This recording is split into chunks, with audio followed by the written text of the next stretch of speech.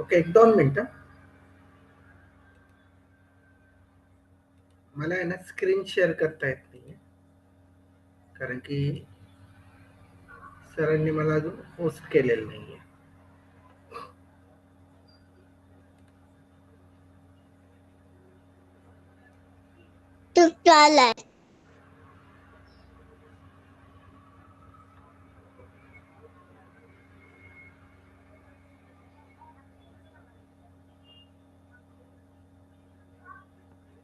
मगर,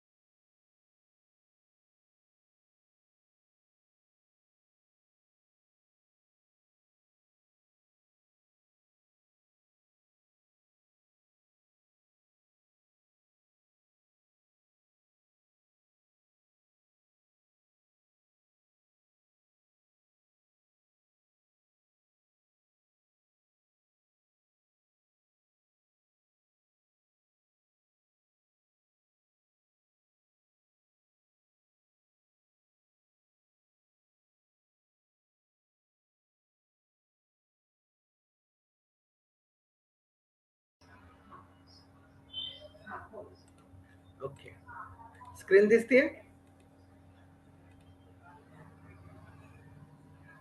yes sir. Okay. काल आपण constructor बद्दल डिस्कस केलं होतं. आज आपण कन्स्ट्रक्टरचा जो पुढचा राहिलेला पार्ट आहे डिस्ट्रक्टर, त्याच्याबद्दल डिस्कस करणार आहे. कन्स्ट्रक्टरची एक रिव्हिजन घेऊया. सो पहिल्यांदा मला सांगा, कन्स्ट्रक्टर म्हणजे काय? What is the use of constructor?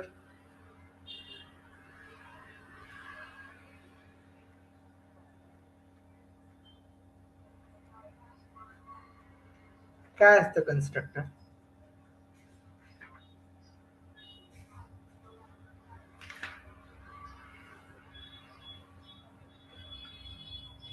एखादा पॉइंट कन्स्ट्रक्टरचे टाइप सांगा.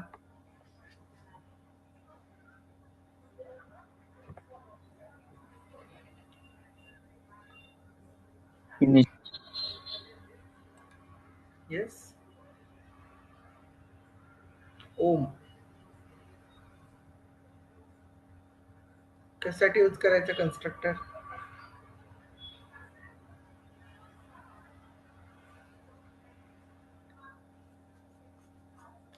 काल आपण कन्स्ट्रक्टरचे टाइप्स डिस्कस केले होते. कन्स्ट्रक्टर म्हणजे काय डिस्कस केला होता.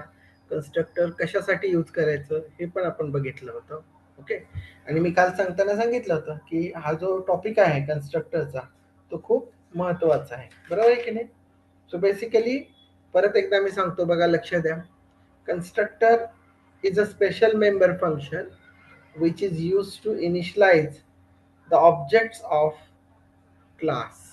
ओके, की काल मी जे काही एक्झाम्पल घेतलं होतं की ज्याच्यामध्ये मी डेटा नावाचा एक क्लास घेतला होता आणि त्या डेटा नावाच्या क्लासमध्ये आपण दोन मेंबर्स घेतले होते बघा, ए आणि बी, आणि त्याला आपण वेगवेगळे कन्स्ट्रक्टर यूज करून काय केलं होतं, इनिशियलाइज केलं होतं. ओके, सो बेसिकली बघा, हा जो प्रोग्राम तुमच्या स्क्रीनवर दिसतोय त्याच्यामध्ये आपण दोन कन्स्ट्रक्टर वापरलेले आहेत. एक वापरलेला आहे डिफॉल्ट कन्स्ट्रक्टर आणि दुसरा वापरलाय आपण parameterize constructor. Okay, so default constructor म्हणजे काय, त्याचा यूज कशासाठी आहे, तर मगाशी सांगितल्याप्रमाणे constructor is a special member function. Now why this function is called as a special, तर त्याचं रिझन पण सांगितलं होतं की तुम्ही कम्पेअर करा की put is also a member function. Okay, put is also a member function. Why it is member function? Because it is declared inside the class. It is a part of class. It is a member of class data. Okay, म्हणून त्याला आपण काय म्हणतो, member function. Now this is your normal member function, not a special member function. But constructor is a special member function because now see, the name of the class and the name of the function is the same. Okay, ज्यावेळेस तुम्ही constructor लिहिताल, एकापेक्षा जास्त constructor सुद्धा तुम्ही एका क्लासमध्ये लिहू शकता. तर ज्यावेळेस तुम्ही कन्स्ट्रक्टर लिहिणार आहात तर त्या कन्स्ट्रक्टर फंक्शनचं नाव आणि क्लासचं नाव काय असतं, सेम असतं. त्याचप्रमाणे तुमचं जसं की हे पुट फंक्शन आहे, त्याला रिटर्न टाईप दिलेला आहे आपण व्हॉइड, बरोबर. तसं तुमच्या कन्स्ट्रक्टर फंक्शनला रिटर्न टाईप सुद्धा नसतो. Okay, the name of the constructor function is same as a class name. Constructor function doesn't have a return type, even void. Constructor function get executed automatically, आपण त्याला call करत नाही. जसं की या ठिकाणी तुम्ही बघितलं, पुट फंक्शनला कॉल केलेलं आहे object dot put, object dot put. So here is object D1 and D2. So D1 dot put, D2 dot put. तसं मी इथं कुठं डेटा लिहिलाय का, नाही. इथं मी डेटाचा ऑब्जेक्ट तयार केलेला आहे D1 आणि D2. ज्यावेळेस आपण एखाद्या क्लासचा ऑब्जेक्ट तयार करतो त्यावेळेस तुमचा कन्स्ट्रक्टर हा ऑटोमॅटिकली काय होत असतो, कॉल होत असतो. त्याला कॉल करायची गरज नाही. ओके, तर जसं की तुम्हाला मी परत एकदा दाखवतो की सपोज मी हा पार्ट काढून टाकतो, दोन ऑब्जेक्ट्स मी तयार केले, डेटा 1 आणि डेटा 2. आता मी याला सेव्ह करतो, कंपाईल करतो आणि एक्झिक्यूट करून दाखवतो. तर इथं दोन वेळा मेसेज आला बघा, object is created, object is created. Okay, आणि मग D1 डॉट पुटनी ए आणि बी ची व्हॅल्यू प्रिंट केली आणि D2 डॉट पुटनी परत ए आणि बी ची व्हॅल्यू प्रिंट केली. ओके, सो बेसिकली लक्षात ठेवा, या ठिकाणी ज्यावेळेस तुमचा कन्स्ट्रक्ट ऑब्जेक्ट तयार होतो, ऑटोमॅटिकली तुमचा कन्स्ट्रक्ट काय होतो, कॉल होतो. आणि ज्यावेळेस ऑब्जेक्ट कॉल होईल त्यावेळेस हा मेसेज काय होतो, प्रिंट होतो. आणि त्या ऑब्जेक्टचा जो ए आहे त्याला इथे ज्या व्हॅल्यूज दिलेल्या आहेत त्या व्हॅल्यूज काय होतात, असाइन होतात. त्याप्रमाणे D1च्या ए ला 10 व्हॅल्यू, D1च्या बी ला 20 व्हॅल्यू. सेम ज्यावेळेस आपण दुसरा ऑब्जेक्ट तयार करतो, परत तुमचा कन्स्ट्रक्टर कॉल होतो, मग परत मेसेज येतो ऑब्जेक्ट इज क्रिएटेड आणि D2च्या ए ला 10 व्हॅल्यू आणि D2च्या बी ला 20 व्हॅल्यू आपण काय करतो, तुमचा कन्स्ट्रक्टर असाइन करतो. म्हणून या ठिकाणी D1 डॉट पुट केल्यानंतर ए आणि बी ची व्हॅल्यू 10 आणि 20 आणि D2 डॉट पुट केल्यानंतर ए आणि बी ची व्हॅल्यू 10 आणि 20 काय होते, प्रिंट होते. ओके, सो या ठिकाणी बघा, हा जो कन्स्ट्रक्टर आहे तर कसला कन्स्ट्रक्टर आहे, डिफॉल्ट कन्स्ट्रक्टर. डिफॉल्ट कन्स्ट्रक्टरचं यूज काय आहे, तर जसं की कन्स्ट्रक्टरचं यूज इनिशियलाइज करायचं आहे की एखाद्या क्लासचा ऑब्जेक्ट ज्यावेळेस आपण तयार करू तर त्या ऑब्जेक्टच्या डेटा मेंबर्सला काहीतरी व्हॅल्यूज आपल्याला द्यायच्यात.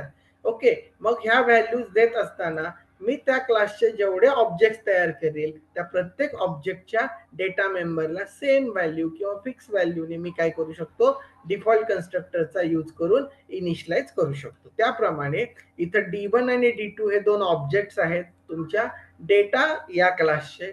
त्याप्रमाणे D1च्या डेटा मेंबर्सला आणि D2च्या डेटा मेंबर्सला सेम 10 आणि 20 ह्या व्हॅल्यूज तो काय करतो, इनिशियलाइज करतो. ओके, म्हणजे थोडक्यात डिफॉल्ट कन्स्ट्रक्टर मध्ये काय करतो आपण, काही ना काहीतरी व्हॅल्यूज देतो, त्या व्हॅल्यूजने आपण त्या क्लासचे जेवढे ऑब्जेक्ट तयार करू त्या प्रत्येक ऑब्जेक्टला त्या व्हॅल्यूज काय होणार आहेत, असाइन होणार आहे. पण मला जर वेगवेगळ्या व्हॅल्यूजने इनिशियलाइज करायचं असेल तर त्यावेळेस मला कुठला कन्स्ट्रक्टर वापरावा लागतो, पॅरामीटराइज कन्स्ट्रक्टर वापरावा लागतो. सो बेसिकली इथं सुद्धा इनिशियलायझेशनच करणार आहे, व्हॅल्यूज असाइन करणार आहे, पण आपण ऑब्जेक्ट क्रिएट करत असताना त्याला व्हॅल्यूज देणार आहोत ऍज अ पॅरामीटर. जसं की या ठिकाणी मी व्हॅल्यू देतो 100 200. आता इथं ऑब्जेक्ट तयार करताना मी व्हॅल्यू दिली नाही, त्या केसमध्ये तुमचा डिफॉल्ट कन्स्ट्रक्टर काय होणार आहे, कॉल होणार आहे. आता इथं मी व्हॅल्यूज दिलेले आहेत, मग व्हॅल्यूज दिलेत म्हणजे पॅरामीटर्स दिलेत, त्यावेळेस तुमचं पॅरामीटराइज कन्स्ट्रक्टर काय होणार आहे, कॉल होणार आहे. मग त्याप्रमाणे D2 साठी ए ची व्हॅल्यू A1 ची व्हॅल्यू A ला असाइन होणार आणि B ला B1 ची व्हॅल्यू असाइन होणार आहे. सो A1 ची व्हॅल्यू किती आहे, 100, B1 ची व्हॅल्यू किती आहे, 200. हे फंक्शन कॉल केल्यानंतर ते व्हॅल्यू याला काय होती, कॉपी होती आणि मग त्या व्हॅल्यूज तुमच्या व्हेरिएबलला काय होतात, डेटा मेंबरला काय होतात, असाइन होतात. ओके, आता मी याला सेव्ह करतो आणि कंपाईल करून दाखवतो, देन एक्झिक्यूट करतो. बघा, तो इथं तुम्ही जर बघितलं ऑब्जेक्ट इज क्रिएटेड, एकदाच मेसेज आला. का बरं, कारण की तो मेसेज मी फक्त डिफॉल्ट कन्स्ट्रक्टरलाच लिहिलेला आहे, पॅरामीटराइज कन्स्ट्रक्टरला लिहिलेला नाही. ओके, जर मी तो इथं लिहिला असता तर तिथं सुद्धा तो मेसेज काय झाला असता, प्रिंट झाला असता. ओके, सो त्याप्रमाणे तुमच्याकडं डिफॉल्ट कन्स्ट्रक्टर एक्झिक्यूट होणार आहे, ए ची व्हॅल्यू 10, बी ची व्हॅल्यू 20 काय होणार आहे, असाइन होणार आहे. ओके, आणि जो दुसरा ऑब्जेक्ट ज्यावेळेस आपण तयार करणार आहे D2, त्याच्यामध्ये मी व्हॅल्यूज दिल्या होत्या 100 आणि 200, त्या व्हॅल्यूज त्याच्या डेटा मेंबर्सला काय काय झाल्या, इनिशियलाइज झाल्या. ओके, सो बेसिकली कन्स्ट्रक्टरचा जो मेन एम आहे किंवा मेन यूज आहे, to initialize the data members किंवा to initialize the objects of a classes.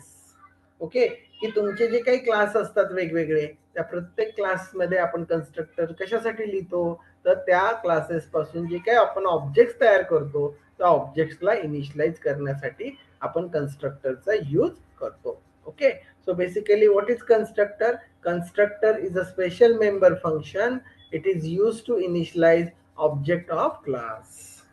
Okay, so you can initialize one object or you can initialize multiple objects with same value or with different value. If we are going to initialize with the same value, fixed value, then it is that constructor is a default constructor.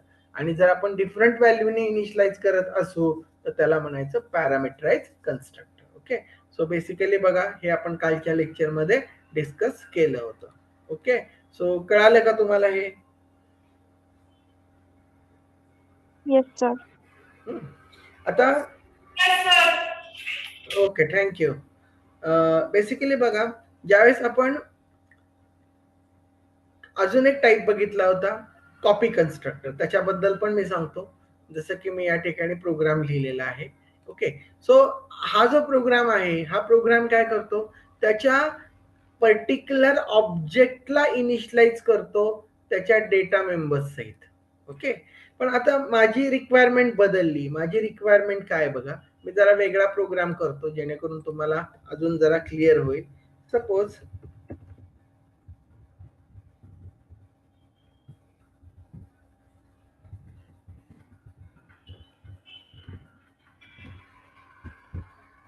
Class घेतो student नावाचा आणि याच्यामध्ये data members घेतो, integer, roll number, character, name.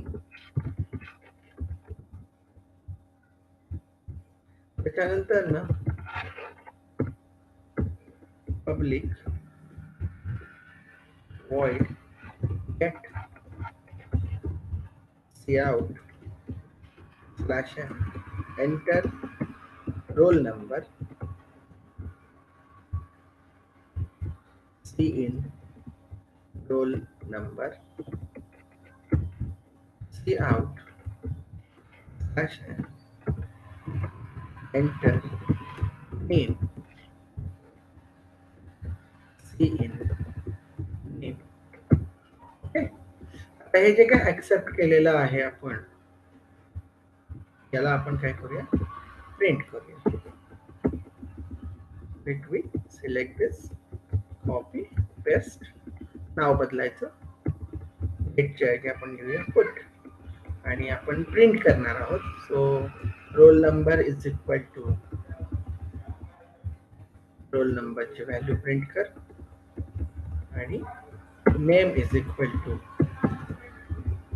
नेमची value काय कर, print कर. Okay, so this is our class student. आता मी इंटिजर मेन फंक्शन लिहितो. क्लासचं नाव काय बघा, क्लासचं नाव आहे स्टूड. सो त्याप्रमाणे स्टूड त्याचा एक S1 ऑब्जेक्ट काय करतो, तयार करतो. S1 dot gate S1 dot put. Okay, याला मी सेव्ह करतो. Stood dot CPP. ओके, इथं अजून मी कन्स्ट्रक्टर वगैरे काही वापरलेलं नाहीये, जस्ट एक क्लास लिहिलेला आहे ज्याच्यामध्ये तो नाव रोल नंबर घेणार आहे आणि नाव घेणार आहे. ओके, सो त्याप्रमाणे जे आपण इनपुट देऊ त्याप्रमाणे ते इनपुट काय झालं, प्रिंट झालं.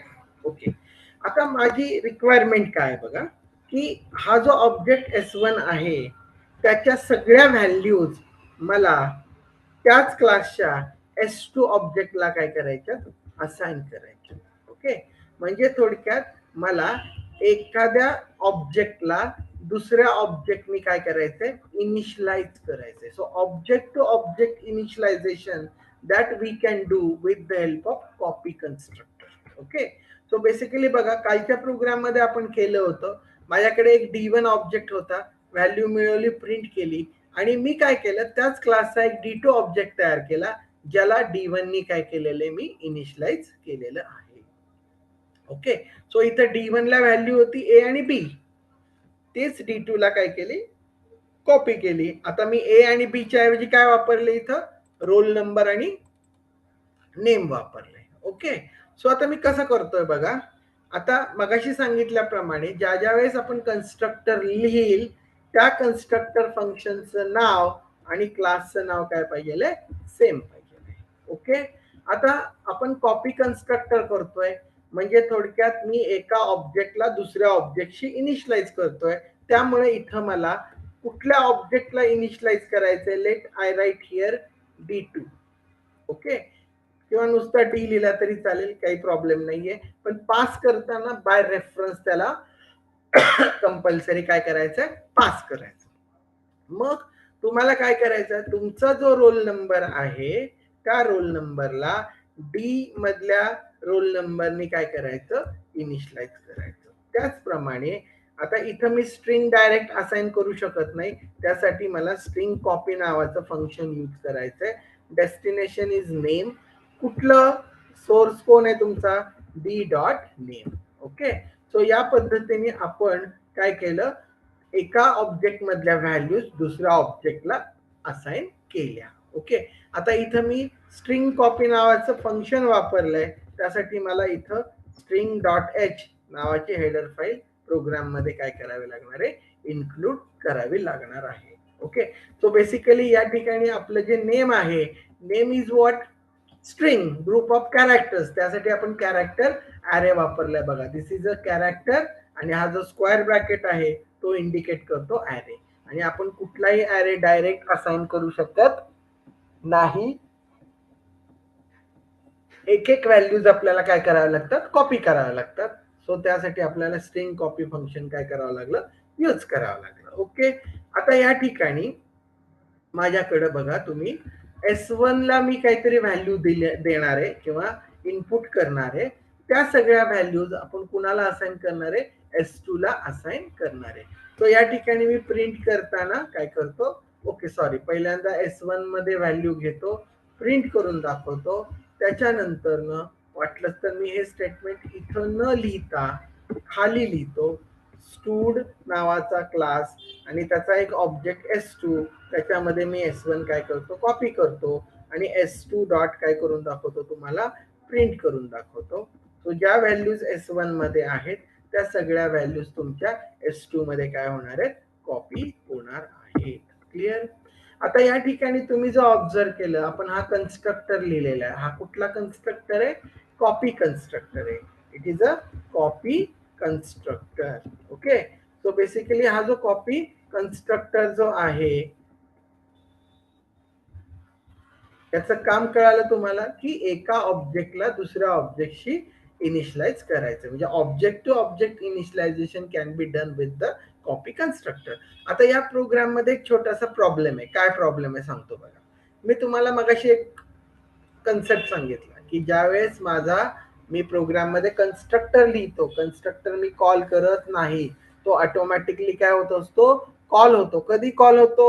ज्यावेळेस त्याचा आपण ऑब्जेक्ट तयार करतो त्यावेळेस. आता तुम्ही जो ऑब्झर्व केलं, या ठिकाणी S1 हा मी ऑब्जेक्ट तयार केलेला आहे आणि हा ऑब्जेक्ट मी ज्यावेळेस तयार करेल आणि रन करायला घेईल तर तो मला एक एरर देणार आहे. ओके, या ठिकाणी बघा सेम त्या लाईनला एरर दिली. का? तर इथं तो कन्स्ट्रक्टर तुम्ही लिहिला नाही असं म्हणतोय. ओके, कारण का तुम्ही बघा हा आपला पहिलाच ऑब्जेक्ट आहे. सो त्याच्या आधी कुठला ऑब्जेक्टच नाहीये. मी कॉपी कोणाला करू शकतो? कुणालाच नाही करू शकत. मग अशा केसमध्ये काल जसं मी एम्प्टी कन्स्ट्रक्टर लिहिला होता तसा इथं काय लिहावा लागतो मला? एम्प्टी कन्स्ट्रक्टर, की ज्याच्यामध्ये काहीच करायचं नाही, फक्त ती एरर घालवण्यासाठी आपण काय केलेलं आहे, हे फक्त फंक्शन लिहिलेलं आहे. एम्प्टी आहे, रिकामे, म्हणून त्याला एम्प्टी कन्स्ट्रक्टर म्हणायचं. बघा आता तुम्ही जो ऑब्झर्व केली तर ती एरर काय झाली? निघून गेली. ती एरर काय येत होती बघा, कारण की ज्या वेळेस तुम्ही ऑब्जेक्ट तयार करणार आहात त्यावेळेस तुमचा कन्स्ट्रक्टर काय होणार आहे? कॉल होणार आहे.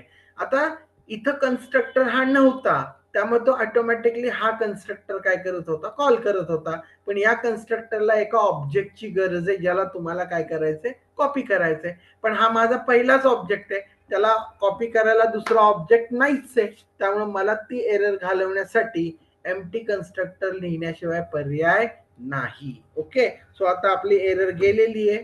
त्याप्रमाणे मी तुम्हाला प्रोग्राम रन करून दाखवतो. आता हा जो डेटा मी देणार आहे हा मी दिलेला आहे S1 साठी.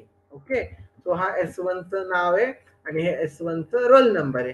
आता मी एंटर केल्यानंतर तुम्ही जो ऑब्झर्व केलं, त्या पहिल्या ज्या दोन व्हॅल्यूज आहेत त्या S1 च्या आहेत आणि दुसऱ्या ज्या दोन व्हॅल्यूज आहेत त्या S2 च्या आहेत. ओके, कारण की बघा इथं मी S1 ची व्हॅल्यू प्रिंट केलेली आहे, मग कॉपी करून घेतलेलं आहे आणि मग PS2 च्या व्हॅल्यू काय केलेली आहे? प्रिंट केलेली आहे. सो या पद्धतीने आपण ज्यावेळेस एका ऑब्जेक्टच्या सगळ्या व्हॅल्यूज दुसऱ्या ऑब्जेक्टला देणार असतो किंवा दुसऱ्या ऑब्जेक्टला इनिशियलायझेशन साठी यूज करणार असतो त्यावेळेस आपल्याला त्या केसमध्ये कॉपी कन्स्ट्रक्टर काय करावा लागतो? यूज करावा लागतो. Okay, so object to object initialization करायचं असेल तर त्यासाठी आपण काय वापरतो? कॉपी कन्स्ट्रक्टर वापरतो. ज्यावेळेस मला सगळ्या ऑब्जेक्टला फिक्स व्हॅल्यूनी इनिशियलाइज करायचं असेल त्यावेळेस आपण डिफॉल्ट कन्स्ट्रक्टर वापरतो आणि ज्यावेळेस मला प्रत्येक ऑब्जेक्टला वेगवेगळ्या व्हॅल्यूजने इनिशियलाइज करायचं असतं त्यावेळेस आपण पॅरामीटराइज कन्स्ट्रक्टर काय करत असतो? वापरत असतो. ओके, सो लक्षात ठेवा, default constructor, parameterise constructor, copy constructor, empty constructor. तर इथं मी जो लिहिलेला हा कन्स्ट्रक्टर आहे हा काहीच करत नाही, याला काहीही काम नाही. इट इज एम्प्टी, म्हणून याला आपण काय म्हटलेलं आहे? Empty constructor or null constructor. Okay, काही बुक्स मध्ये त्याला काय म्हटलेलं आहे? नल म्हटलेलं आहे. ओके, डू नथिंग, काही न करणारा. Okay, so empty constructor. Okay, आता कधी कधी तुम्ही तुमच्या कन्स्ट्रक्टर मध्ये न्यू कीवर्ड जर वापरला, म्हणजे थोडक्यात डायनॅमिकली मेमरी जर अलोकेट केली कन्स्ट्रक्टर मध्ये तर त्याला डायनॅमिक कन्स्ट्रक्टर असं पण म्हटलं जातं. ओके, सो बेसिकली तो पार्ट यूज करण्याचा आहे, म्हणजे जर तुम्ही केलं तर, नाही केलं तर काही विषय नाही. सो बेसिकली या टॉपिक मध्ये महत्वाचं काय बघा, कन्स्ट्रक्टर म्हणजे काय? तर constructor is a special member function. It is use to initialize the objects. मग तुम्ही ऑब्जेक्ट टू ऑब्जेक्ट इनिशियलाइज करा किंवा ऑब्जेक्टच्या डेटा मेंबर्सला तुम्ही वेगवेगळ्या व्हॅल्यूनी किंवा सेम व्हॅल्यूनी काय करू शकता? इनिशियलाइज करू शकता. Okay, so basically types of constructor मध्ये डिफॉल्ट कन्स्ट्रक्टर, पॅरामीटराइज कन्स्ट्रक्टर आणि कॉपी कन्स्ट्रक्टर हे टाइप्स तुम्ही व्यवस्थित लक्षात ठेवा. तिघांमधला फरक लक्षात ठेवा. पहिल्यांदा डिफॉल्ट कन्स्ट्रक्टर आणि पॅरामीटराइज कन्स्ट्रक्टर ह्यामध्ये काय फरक आहे? डिफॉल्ट कन्स्ट्रक्टर हा त्या क्लासच्या सगळ्या ऑब्जेक्ट्सला सेम व्हॅल्यूनी काय करतो, इनिशियलाइज करतो. ओके. पण पॅरामीटराइज कन्स्ट्रक्टर हा तुम्ही त्या क्लासच्या ऑब्जेक्ट्सला वेगवेगळ्या व्हॅल्यूजने काय करू शकता, इनिशियलाइज करू शकता. ओके. आणि जो कॉपी कन्स्ट्रक्टर आहे तो कॉपी कन्स्ट्रक्टर काय करतो, ऑब्जेक्ट टू ऑब्जेक्ट इनिशियलायझेशन, की एका क्लासच्या ऑब्जेक्टला दुसऱ्या ऑब्जेक्टनी काय करू शकता, इनिशियलाइज करू शकता. Condition is that both object should be from same class. Okay. जर वेगवेगळ्या क्लासचे ऑब्जेक्ट्स असतील तर आपण इनिशियलाइज करू शकणार नाही का, तर त्यांचे ॲट्रिब्यूट्स आणि प्रॉपर्टीज काय असणार आहेत, वेगवेगळे असणार आहेत. ओके.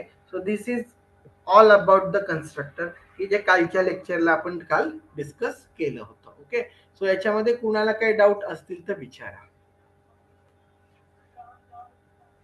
कारण की हा टॉपिक महत्वाचा आहे. म्हणून मी आज परत एकदा जे काल सांगितलं होतं ते पूर्ण रिवाइज केलेलं आहे. ओके. आणि डिटेलमध्ये केलेलं आहे, त्याच्यामध्ये सगळ्या गोष्टी मी परत सांगितलेल्या आहेत. येस, कुणाला काय doubt?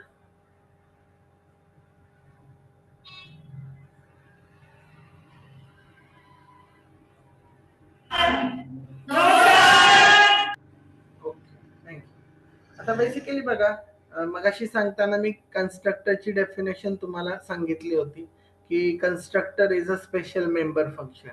Now why this is called as a special member function? So त्याच्या काही कॅरेक्टरिस्टिक्स आहेत, की जसं की नावाचं लक्षात ठेवा, की ज्या वेळेस तुम्ही कन्स्ट्रक्टर प्रोग्राम मध्ये लिहिणार असाल तर त्याचं नाव आणि क्लासचं नाव सेम असतं. त्याला रिटर्न टाईप नसतो, त्याला आपण कॉल करत नाही, ऑटोमॅटिकली कॉल होतो. ओके. त्याचप्रमाणे आपण एका क्लासमध्ये एकापेक्षा जास्त कन्स्ट्रक्टर्स लिहू शकतो. याच्यावरनं त्यांनी सांगितलंय, constructor can be overloaded, constructor can support polymorphism, function polymorphism. Okay. Constructor is always member function, constructor is never friend function. Okay. ह्या त्याच्या प्रॉपर्टीज आहेत, तर ह्या प्रॉपर्टीज सगळ्या व्यवस्थित लक्षात ठेवा. ओके. सो बेसिकली कन्स्ट्रक्टर हा टॉपिक खूप महत्वाचा आहे, जसा इनहेरिटन्स महत्वाचा आहे तसा. ओके. सो कन्स्ट्रक्टर बद्दलचे क्वेश्चन्स, त्याचे रिलेटेड कन्सेप्ट तुम्ही व्यवस्थित लक्षात घ्या. ओके. आता आजचा जो आपला ऍक्च्युली प्रॉब्लेम होता किंवा टॉपिक होता तो डिस्ट्रक्टरचा होता. तर कन्स्ट्रक्टर आणि डिस्ट्रक्टर अशा दोन कन्सेप्ट आहेत. कन्स्ट्रक्टरचं काम काय आहे, कन्स्ट्रक्ट करायचं, अलोकेट कर, इनिशियलाइज कर. आणि डिस्ट्रक्टरचं काम काय आहे, जे काय अलोकेट झालेलं जे काय इनिशियलाइज झालंय त्याला मेमरी मधनं काढून टाकायचं काम कोण करतं, डिस्ट्रक्टर करतो. दॅट इज डिस्ट्रॉय करायचं काम करतं. ओके. कन्स्ट्रक्टर कन्स्ट्रक्ट करायचं काम करतं, डिस्ट्रक्टर डिस्ट्रॉय करायचं काम करतं. आता बेसिकली बघा, आपण ज्यावेळेस एखादा प्रोग्राम लिहितो आणि प्रोग्राम मध्ये ज्यावेळेस एखाद्या क्लासचा आपण ऑब्जेक्ट तयार करतो, जसं की या एक्झाम्पल मध्ये मी 2 ऑब्जेक्ट तयार केले. आता ज्यावेळेस मी ऑब्जेक्ट तयार करतो त्यावेळेस त्या ऑब्जेक्टसाठी मेमरी काय होती, अलोकेट होती. ओके. आणि मग अलोकेट झालेल्या मेमरीमध्ये तुमच्याकडे रोल नंबर, नेम ह्या व्हॅल्यूज काय होतात, स्टोअर होतात. त्याच्यानंतर ना तुमचा प्रोग्राम एक्झिक्यूट होतो, एक्झिक्युशन कम्प्लीट होतो. पण जसं मेमरी अलोकेट झालेली आहे त्याला फ्री करणं गरजेचं असतं, की जे की C++ मध्ये फ्री होत नाही, तसेच ती मेमरी अलोकेटेड राहते. मग ती जी काय अलोकेटेड मेमरी आहे त्याला फ्री करायचं काम, रिलीज करायचं काम तुमचं कोण करत असतो, डिस्ट्रक्टर करत असतो. डिस्ट्रक्टर हा सुद्धा एक स्पेशल मेंबर फंक्शनच आहे. याचं काम काय आहे, की जे ऑब्जेक्ट तुमचे यूज नाही आहेत, जे यूज करून झालेले आहेत त्यांना डिस्ट्रॉय करायचं, म्हणजे मेमरीमध्ये काढून टाकायचं काम कोण करतं, तुमचा डिस्ट्रक्टर करतो. ओके. आता बेसिकली बघा, सिंपल एक साधा सोपा प्रोग्राम, की ज्याच्यामध्ये मी काहीही इनिशियलायझेशन वगैरे करत नाहीये, फक्त तुम्हाला कन्स्ट्रक्टर आणि डिस्ट्रक्टर कन्सेप्ट कळावा. अजून सोप्या पद्धतीने एक छोटासा प्रोग्राम मी तुम्हाला परत एकदा दाखवतो दोन्हीचा, आणि डिस्ट्रक्टर बद्दल त्याच्यात आपण जास्त डिस्कस करूया. Okay. Using name space std. आता इथे एक क्लास घेऊया, क्लासला नाव देऊया डेमो. आणि याच्यामध्ये काही नाही घ्यायचं, 2 फंक्शन्स लिहायचे.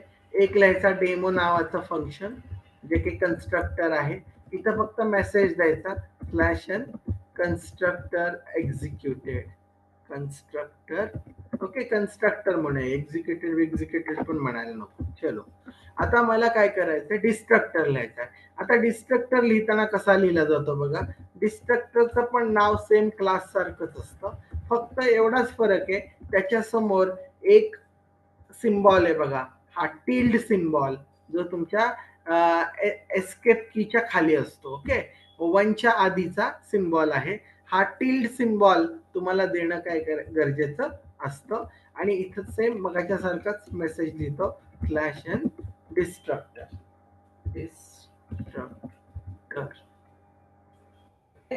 सो हा आपण काय केलेला आहे, मेसेज लिहिलेला आहे. Okay, so this is also program that demonstrate the constructor and destructor. Okay, so या ठिकाणी आपण काय केलेलं आहे, क्लास कंप्लीट केलेला आहे.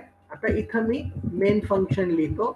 आता या मेन फंक्शन मध्ये तुमचा जो क्लास आहे डेमो, त्याचा एक D1 ऑब्जेक्ट काय करतो, तयार करतो. ओके, आणि बघा मी इथं प्रोग्रामला सेव्ह करतो, प्रोग्रामला नाव देतो डेमो.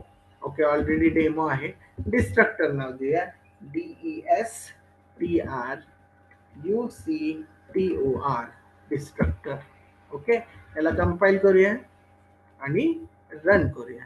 सो या ठिकाणी बघा, पहिल्यांदा कन्स्ट्रक्टर कॉल झाला, प्रोग्राम टर्मिनेट झाला, डिस्ट्रक्टर पण काय झाला, कॉल झाला. ओके, अजून एक वेगळ्या पद्धतीने करूया आपण. बघा, या ठिकाणी अजून एक ब्लॉक तयार करतो, त्या ब्लॉक मध्ये मी डेमो D2 चा ऑब्जेक्ट तयार करतो. आता व्यवस्थित लक्ष द्या कसं एक्झिक्युशन होतंय बघा. आता इथे दोन ब्लॉक्स तयार आहेत, दोन ब्लॉक्स आपण तयार केलेले आहेत. ओके, सो पहिला ब्लॉक हा आहे आणि दुसरा ब्लॉक हा आहे. ओके, आता ज्यावेळेस तुमचा हा ब्लॉक कंप्लीट होईल तरी तुमच्याकडे D1 अजून अवेलेबल आहे, याच्यानंतर D1 काय होणार आहे, जाणार आहे. तरी मी इथे एक मेसेज देतो, आउटसाइड ब्लॉक 2. ओके, ही जी पोर्शन आहे हा ब्लॉक 2 चा आउटसाइड आहे. ओके, हा ब्लॉक 1 आहे, हा ब्लॉक 2 आहे, ब्लॉक 2 च्या बाहेर आहे, म्हणून आउटसाइड ऑफ ब्लॉक 2. ओके, मुद्दा म्हणून मी असं लिहिलेलं आहे. ओके, आता ज्या वेळेस बघा, लक्ष द्या, ज्या वेळेस माझा हा मेसेज प्रिंट होईल आणि प्रोग्राम माझा टर्मिनेट होईल, त्यावेळेस तुम्हाला तिथं मेसेज येणार आहे डिस्ट्रक्टर. आणि ज्यावेळेस हा ब्लॉक कंप्लीट होईल त्यावेळेस हा ऑब्जेक्ट यूज मध्ये नसणार आहे, त्यावेळेस तुम्हाला मेसेज येणार आहे डिस्ट्रक्टर. म्हणजे आउटपुट कसं येणार आहे बघा, ऑब्जेक्ट क्रिएट केला, कन्स्ट्रक्टर प्रिंट होणार, आतमध्ये येणार, परत ऑब्जेक्ट क्रिएट केला, कन्स्ट्रक्टर प्रिंट होणार, म्हणजे दोन वेळा कन्स्ट्रक्टर येणार. मग हा ब्लॉक कंप्लीट झाला, डिस्ट्रक्टर येणार, मग मेसेज येणार आउटसाइड ऑफ ब्लॉक 2, आणि मग मेसेज येणार, हा ऑब्जेक्ट तुमचा इथं काय होणार आहे, डिस्ट्रॉय होणार आहे. ओके, सो बघा मी ज्या सिक्वेन्स मध्ये सांगितलंय त्या सिक्वेन्स मध्ये आउटपुट येते का बघा, दोन वेळा कन्स्ट्रक्टर आला, मग तुमचा जो आतला ब्लॉक आहे तो कंप्लीट झाला म्हणून तो ऑब्जेक्ट निघून गेला, डिस्ट्रॉय झाला, मेसेज प्रिंट झाला आउटसाइड ऑफ ब्लॉक 2, आणि त्याच्यानंतर तुमचा प्रोग्राम टर्मिनेट होणार, तुमचा जो ऑब्जेक्ट होता D1 तो इथं काय होणार आहे, डिस्ट्रॉय होणार आहे. ओके, सो बेसिकली मेमरी मधनं जे अनयुज्ड ऑब्जेक्ट्स आहेत त्यांना काढून टाकायचं काम तुमचं डिस्ट्रक्टर करतो. ओके, बाकी डिस्ट्रक्टरचे टाइप्स नसतात, जसे कन्स्ट्रक्टरचे टाइप्स आहेत तसं डिस्ट्रक्टरला पॅरामीटर्स नसतात, डिस्ट्रक्टरला आपण ओव्हरलोड करू शकत नाही. ओके, डिस्ट्रक्टरला आपण फ्रेंड करू शकत नाही, डिस्ट्रक्टरला आपण काय म्हणता येईल, नॉन मेंबर म्हणजे तेच फ्रेंड करू शकत नाही. ओके, सो ज्या गोष्टी तुम्ही कन्स्ट्रक्टर बरोबर करू शकता त्या सगळ्या गोष्टी तुम्ही डिस्ट्रक्टर बरोबर करू शकत नाही. ओके, सो बेसिकली कन्स्ट्रक्टर ज्यावेळेस ऑब्जेक्ट क्रिएट होतो त्यावेळेस क्रिएट होतात, कॉल होतात, आणि ज्यावेळेस तुमचा ऑब्जेक्ट यूज मध्ये नसतो, ऑब्जेक्टचा स्कोप संपतो, त्यावेळेस तुमचा डिस्ट्रक्टर काय होतो, ऑटोमॅटिकली कॉल होतो. कन्स्ट्रक्टर सुद्धा ऑटोमॅटिकली कॉल होतात, डिस्ट्रक्टर सुद्धा ऑटोमॅटिकली काय होत असतात, कॉल होत असतात. ओके, सो बेसिकली डिस्ट्रक्टर कसा लिहायचा, तर त्याच्यासाठी हा छोटासा प्रोग्राम आहे. या प्रोग्राम मध्ये दोन्ही गोष्टी सांगितल्यात, कन्स्ट्रक्टर पण सांगितलाय आणि डिस्ट्रक्टर पण सांगितलाय. तर सेम क्लासचं नाव ॲज इट इज कन्स्ट्रक्टरला पण असतं आणि डिस्ट्रक्टरला पण असतं, फक्त त्याच्यामध्ये एक प्रिफिक्स म्हणून एक टील सिम्बॉल किंवा TILE टाईल सिम्बॉल, प्रत्येकाचं प्रोनाउन्सिएशन त्याचं वेगवेगळं असू शकतं, ओके. सो TILE, टील म्हणा, टाईल म्हणा. ओके. तो सिम्बॉल आपण काय करत असतो, यूज करत असतो. ओके. तर याच्यावरनं असा पण प्रश्न तयार होऊ शकतो, difference between constructor and destructor. Okay. So how we can differentiate them. So मगाशी सांगितल्याप्रमाणे इनिशियलायझेशन करायचं काम, कन्स्ट्रक्ट करायचं काम कन्स्ट्रक्टर करतो, आणि डिस्ट्रक्ट करायचं किंवा डिस्ट्रॉय करायचं किंवा मेमरीमधनं फ्री करायचं काम तुमचं कोण करतं, डिस्ट्रक्टर करतो. कन्स्ट्रक्टर ज्यावेळेस ऑब्जेक्ट क्रिएट केला जातो त्यावेळेस ऑटोमॅटिकली एक्झिक्यूट होतो. डिस्ट्रक्टर हा ऑटोमॅटिकली एक्झिक्यूट होतो, पण कधी, ज्यावेळेस तुमचा प्रोग्राम टर्मिनेट होतो किंवा ज्यावेळेस तुमचा ऑब्जेक्ट यूज मध्ये नसतो त्यावेळेस. ओके. आणि सगळ्यात महत्वाचं, कन्स्ट्रक्टरचे वेगवेगळे टाइप्स आहेत, डिस्ट्रक्टरचे वेगळे कुठलेही टाइप्स नाहीत. ओके. सो आणि त्याच्या नावाबद्दल पण तुम्ही लिहू शकता. कन्स्ट्रक्टरच्या नावामध्ये आपण कुठलाही स्पेशल सिम्बॉल यूज करत नाही, याच्यामध्ये आपण टिल्ड सिम्बॉल काय करतो, यूज करतो. Okay. So this is all about the destructor. Okay. So destructor बद्दल समजलं का?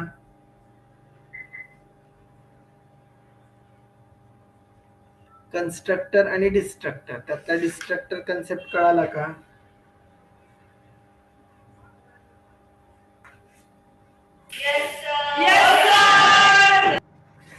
Okay, thank you. आता हा झाला कन्स्ट्रक्टर आणि डिस्ट्रक्टर. आता याच्यामध्ये बघा, असा स्पेसिफिक कन्स्ट्रक्टर किंवा डिस्ट्रक्टर्सवर काही प्रोग्राम्स विचारले जात नाहीत, थेरी विचारले जाते. किंवा असा पण प्रश्न असतो, what is constructor, explain with example. So मी भरपूर एक्झाम्पल्स तुम्हाला सांगितलेले आहेत, त्यातले तुम्ही कुठलंही सोपं, किंवा हे आत्ताचं जे एक्झाम्पल आहे ते खूप सोपं आहे, जे तुम्हाला कन्स्ट्रक्टरला पण ऍप्लिकेबल आहे आणि डिस्ट्रक्टरला पण काय आहे, ऍप्लिकेबल आहे. ओके. सो कन्सेप्ट आणि त्याचा छोटासा प्रोग्राम या पद्धतीने पण प्रश्न विचारले जाऊ शकतात. किंवा what is constructor, give the characteristics of constructor. What is destructor, explain with example. असे प्रश्न विचारले जाऊ शकतात. ओके. सो बेसिकली लक्षात ठेवा. किंवा कधी कधी रूल्स, कन्स्ट्रक्टरचे रूल्स काय, डिस्ट्रक्टरचे रूल्स काय, तर मी जे सांगितलं तुम्हाला की why it is called as a special function. मग स्पेशल असण्यामागचे त्याचे रूल्स, की त्याचं नाव आणि क्लासचं नाव सेम असतं, ते ऑटोमॅटिकली एक्झिक्यूट होतात ज्यावेळेस आपण ऑब्जेक्ट तयार करतो. ओके.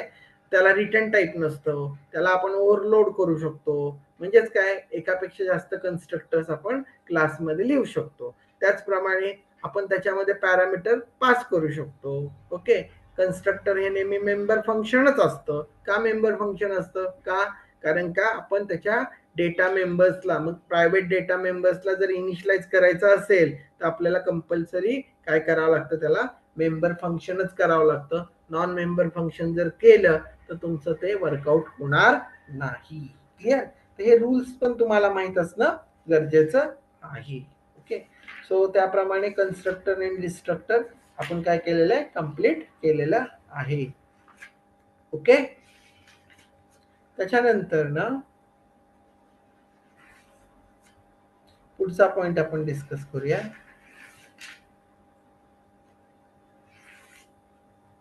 आता पुढचा जो पॉइंट आहे तो आहे तुमचा operator overloading.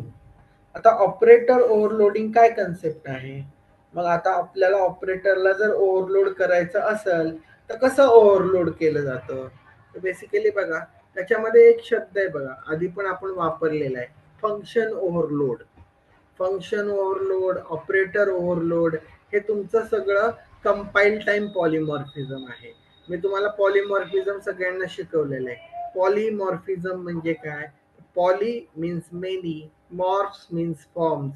It is an ability of object take the different forms. मग त्याच्यामध्ये तुमच्याकडं तोच कन्सेप्ट फंक्शनला पण अप्लाय होतो. ओके. आणि ऑपरेटरला पण अप्लाय होतो. ज्यावेळेस एखादं फंक्शन, सेम फंक्शन, की नाव सेम आहे पण प्रत्येक फंक्शनचं बिहेवियर हे डिफरंट डिफरंट आहे, त्याला आपण फंक्शन पॉलिमॉर्फिझम किंवा फंक्शन ओव्हरलोडिंग म्हणतो. तसंच तुमच्याकडे ऑपरेटर्स आहेत, प्रत्येक वेळेस सेम ऑपरेटर वेगवेगळ्या पद्धतीने जर बिहेव होत असेल तर त्याला ऑपरेटर ओव्हरलोडिंग म्हणायचं. ओके. और operator polymorphism. Actually, operator polymorphism is not a proper title or name. It is a operator overloading. Okay, so function overloading, operator overloading, concept लक्षात ठेवा. हे दोन्ही तुमचे पॉलिमॉर्फिझमचे एक्झाम्पल्स आहेत. ते सुद्धा कुठलं polymorphism? Compile time polymorphism. Okay, so operator overload त्याच्याबद्दल आपण डिस्कस करूया. मला पहिल्यांदा सांगा, ओव्हरलोडचा अर्थ काय होतो? What do you mean by overload?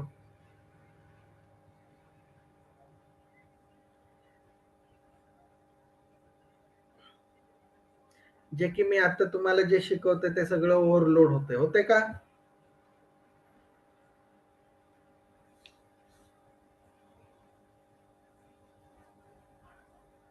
साधा सोपा प्रश्न विचारलाय, ओव्हरलोड म्हणजे काय?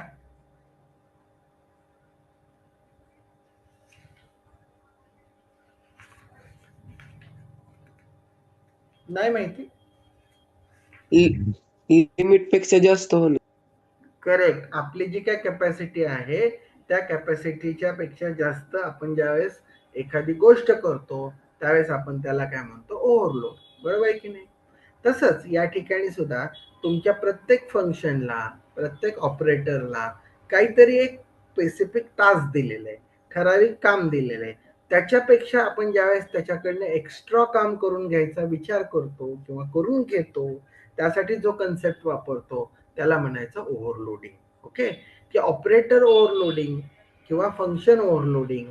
तर ओव्हरलोडचा अर्थ काय? जसं मगाशी सांगितलं की कॅपॅसिटीपेक्षा एक्स्ट्रा काहीतरी करणं किंवा एक्स्ट्रा काहीतरी आपण प्रिपेअर करणं, तर त्याला म्हणायचं ओव्हरलोडिंग. ओके, सो बेसिकली तुमच्या ऑब्जेक्ट ओरिएंटेड प्रोग्रामिंग मध्ये प्रत्येक फंक्शनला, प्रत्येक ऑपरेटरला एक स्पेसिफिक टास्क दिलेला आहे. त्या टास्कच्या शिवाय आपण काय करतो? त्याला ॲडिशनल काम देतो, एक्स्ट्रा काम देतो. त्या एक्स्ट्रा काम देण्याच्या कन्सेप्टला त्याला काय म्हटलेलं आहे त्याने? Overloading. So operator overloading is a concept which is used to assign, give extra task or extra work to operator. Okay, कुठल्याही ऑपरेटरला जर आपल्याला त्याच्या रेग्युलर कॅपॅसिटीपेक्षा किंवा रेग्युलर टास्कपेक्षा एक्स्ट्रा टास्क जर द्यायचं असेल, त्यासाठी आपण जो कन्सेप्ट वापरतो त्याला म्हणायचं ऑपरेटर ओव्हरलोडिंग. ओके, की जसं की ॲडिशन ऑपरेटर आहे, ॲड प्लस ऑपरेटर. त्याचं काम काय आहे? बाबा नंबरची बेरीज कर. मग तो नंबर अपूर्णांक असेल, पूर्णांक असेल, म्हणजे इंटिजर असेल और फ्लोट असेल. बरोबर आहे की नाही? पण मला वाटतं की त्या ॲडिशननी, त्या ॲड साईननी, प्लस साईननी नंबरचीच नुसते ॲडिशन न करता त्यांनी दोन स्ट्रिंगचं कॉन्कॅटिनेशन करायला पाहिजे. किंवा त्या प्लस आणि स्ट्रिंग लिहिली तर त्याचा कॅपिटल लेटरमध्ये कन्व्हर्जन झालं पाहिजे. मायनस स्ट्रिंग लिहिली तर स्मॉल म्हणजे लोअर केसमध्ये त्याचं कन्व्हर्जन झालं पाहिजे. समजतंय का? म्हणजे थोडक्यात आपल्याकडं जे काही स्टँडर्ड ऑपरेटर्स आहेत त्या स्टँडर्ड ऑपरेटर्सला एक स्टँडर्ड ऑपरेशन डिफाईन केलेले आहेत. त्याच्यापेक्षा एक्स्ट्रा, त्याच्यापेक्षा वेगळं जर आपल्याला करून घ्यायचं असेल तर त्यासाठी आपण जो कन्सेप्ट वापरतो त्या कन्सेप्टला काय म्हणायचं? Operator overloading. आणि हे ऑपरेटर ओव्हरलोडिंग करण्यासाठी, एक्स्ट्रा टास्क असाइन करण्यासाठी मला एक स्पेसिफिक फंक्शन लिहावं लागतं. त्या फंक्शनला ऑपरेटर ओव्हरलोडिंग फंक्शन असं म्हटलं जातं. काय म्हटलं जातं? Operator overloading function. की असं फंक्शन की ज्याचा यूज करून आपण आपल्या ऑपरेटरला त्याच्या रेग्युलर टास्कपेक्षा एक्स्ट्रा टास्क काय करत असतो? असाइन करत असतो. Function which is use to overload the operator is called as operator overloading function. Okay, so basically बघा, ऑपरेटर्स कुठले कुठले ऑपरेटर्स सी प्लस प्लस मध्ये आहेत? तर ऍक्च्युली बघा, तुमच्याकडं अरिथमॅटिक ऑपरेटर्स आहेत, रिलेशनल ऑपरेटर आहेत, इन्क्रीमेंट ऑपरेटर आहे, डिक्रीमेंट ऑपरेटर आहेत, लॉजिकल ऑपरेटर आहेत, असे खूप ऑपरेटर्स आहेत.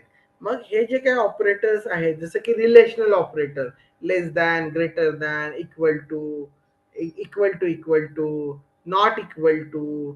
ओके, सो हे सगळे रिलेशनल की जे तुम्हाला दोन एंटिटीज मधलं रिलेशन सांगतात किंवा रिलेशन चेक करता येतं की बाबा A is greater than B, A is less than B, A is equal to B, A is not equal to B. Okay, so या पद्धतीने ज्या काही दोन एंटिटीज आपण ए आणि बी कन्सिडर केल्या होत्या त्याचं रिलेशन चेक करायचं आहे. A plus B, A minus B, A multiply by B, A divide by B. So plus, minus, multiplication, division, modulus, all are the arithmetic operators. Okay, a plus plus increment operator, a minus minus decrement operator, increment, decrement, relational, logical, a and b, a or b. Okay, so logical operators. तर असे C plus plus मध्ये खूप operators आहेत. या प्रत्येक ऑपरेटरला काही ना काहीतरी टास्क असं असाइन केलेलं आहे. मग ह्या रेग्युलर टास्क पेक्षा आपण त्याला काहीतरी ऍडिशनल टास्क काय करू शकतो, असाइन करू शकतो. त्यासाठी आपल्याला कशाचा यूज करावा लागतो, ऑपरेटर ओव्हरलोडिंग फंक्शनचा यूज करावा लागतो. ओके, सो पहिल्यांदा ऑपरेटर ओव्हरलोडिंग म्हणजे कळालं का, डेफिनेशन कळाली का, ऑपरेटर ओव्हरलोडिंग म्हणजे काय करतो ते कळालं का. तर त्यासाठी ओव्हरलोडिंगचा अर्थ समजून घ्या. Okay, so what is operator overloading असं जर प्रश्न विचारला तर तुम्हाला आन्सर देता येईल का.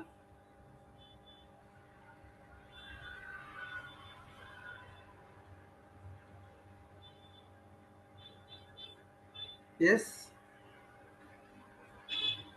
ऑपरेटर ओव्हरलोडिंग म्हणजे काय किंवा what is operator overloading, what is the use of operator overloading. So you have an operator and you are going to overload it, that is assigning extra work to that operator. बरोबर आहे की नाही. तर त्याला काय म्हणायचं, operator overloading.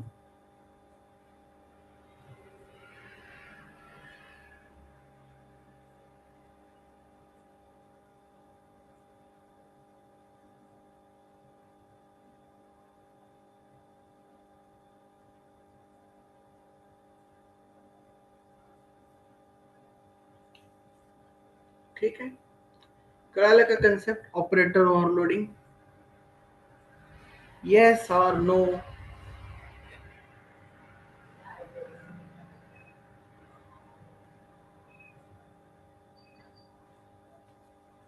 सगळे overload झालात का.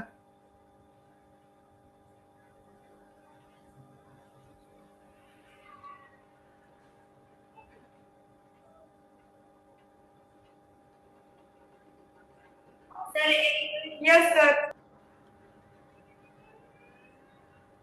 ओव्हरलोड झालात सगळे.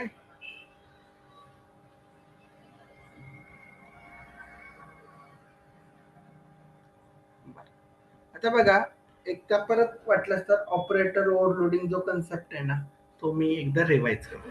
ओके, सो बेसिकली बघा, मी फक्त एक एक्झाम्पल, प्रोग्राम वगैरे काही लिहित नाही, साधी गोष्ट आहे, साधी कन्सेप्ट आहे की तुम्हाला प्लस साइन, हे प्लस साइन माहिती आहे सगळ्यांना.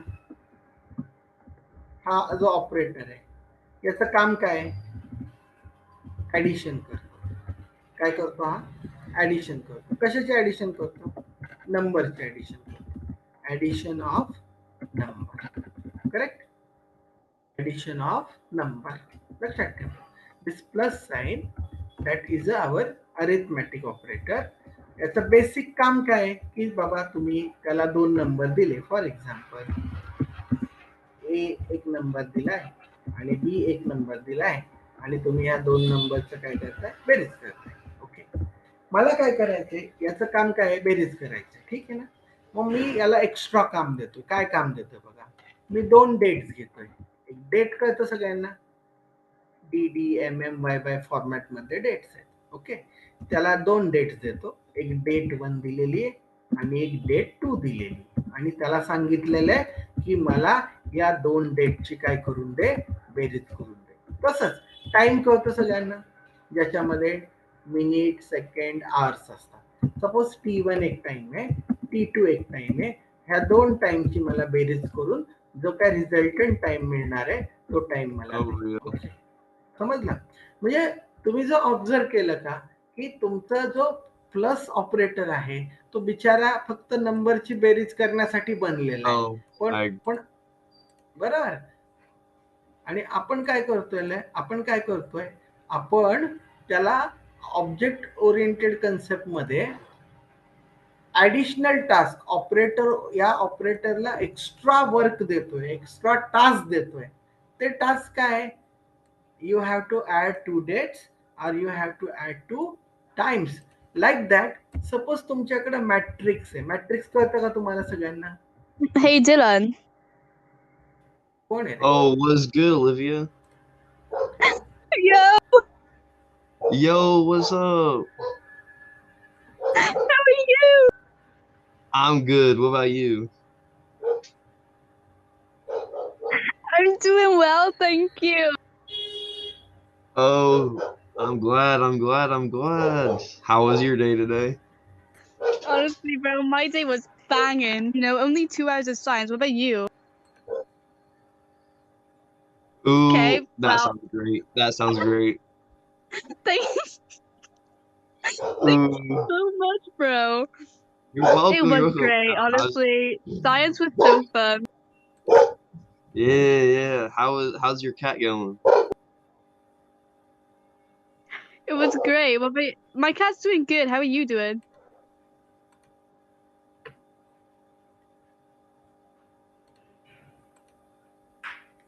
Oh, Bud, you get reported, mate. कोण आहे ते कार्यकर्ते?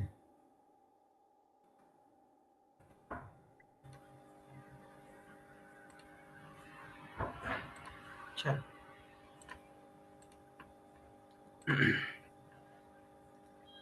चला, माझा आवाज येतोय का? का वेगळाच आवाज येतो?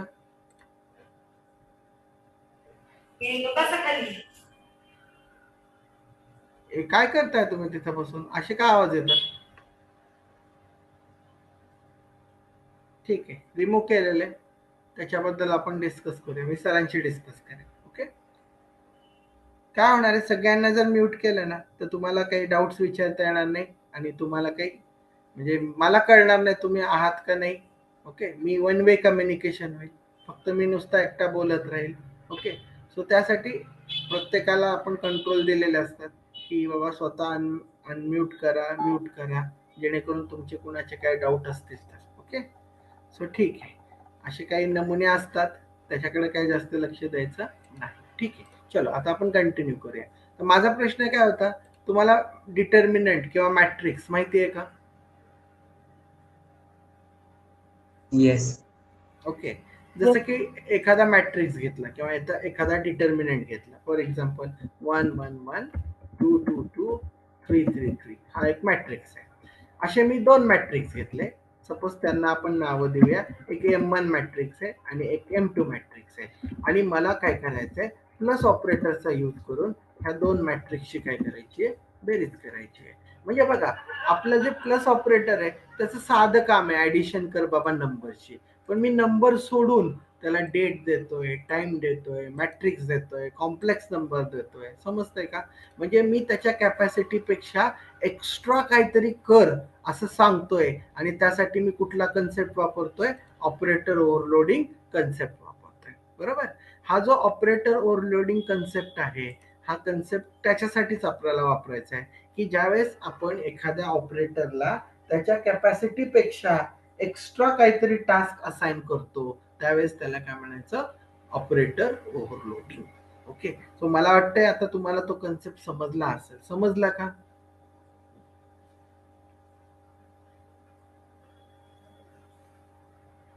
Yes, sir.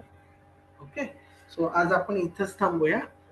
उद्याच्याला याच टॉपिक पासून परत कंटिन्यू करूया. ओके, सो याच्यामध्ये unary operator, binary operator, ternary operator असे वेगवेगळे ऑपरेटर्स असतात. त्याला कसं ओव्हरलोड करायचं, त्याला ओव्हरलोड करताना काय काय आपल्याला लॉजिक यूज करावे लागतात. जास्त डीपमध्ये नाही जाणार आपण, तुमच्या कामाचं तुम्हाला जेवढं युजफुल आहे तेवढंच मी सांगणार आहे. मग यातले काही ऑपरेटर्स ओव्हरलोड होतात, काही ऑपरेटर्स ओव्हरलोड होत नाही. मग कुठले होतात, कुठले होत नाहीत, त्याची जी थेरी आहे आपण ते सगळे पॉइंट्स काय करणार आहे, बघणार आहे. ओके, सो आज आपण इथंच थांबूया, उद्याच्याला परत कंटिन्यू करूया. ओके, चलो, थँक्यू.